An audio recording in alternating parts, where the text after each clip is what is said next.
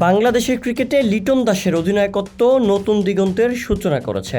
2024 সালের ডিসেম্বরে ওয়েস্ট ইন্ডিজের বিপক্ষের সিরিজে প্রথমবার অধিনায়ক হিসেবে দায়িত্ব পালন করে বাংলাদেশকে প্রথমবারের মতো টি-20 সিরিজে 3-0 ব্যবধানে জয় এনে দেন।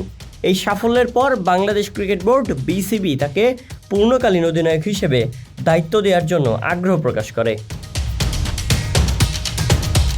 লিটনের নেতৃত্বের ধরন প্রশংসনীয়। তিনি মাঠে সিদ্ধান্ত গ্রহণে অভিজ্ঞতা ও কৌশল প্রয়োগ করেন, যা দলের পারফরম্যান্সে প্রতিফলিত হয়। বিশ্ববিদ্যালয় ক্রিকেটে তার ধারাবাহিকতা এবং উইকেট কিপিং দক্ষতা তাকে দলের অন্যতম নির্ভরযোগ্য সদস্য হিসেবে প্রতিষ্ঠিত করেছে। বাংলাদেশের সহকারী কোচ নিক পোথাস তাকে বিশ্বের অন্যতম সেরা উইকেট কিপার হিসেবে অভিহিত করেছেন।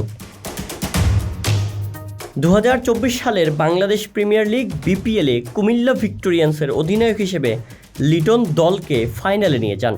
যদিও তারা শিরোপা জিততে পারেনি, তবে তার নেতৃত্ব, গুণাবলী ও কৌশলী সিদ্ধান্তগুলো প্রশংসিত হয়েছে। লিটন দাসের অধিনায়কত্বে বাংলাদেশ ক্রিকেট দলের ভবিষ্যৎ উজ্জ্বল। তার নেতৃত্বে দল নতুন উচ্চতায় পৌঁছানোর সম্ভাবনা রয়েছে।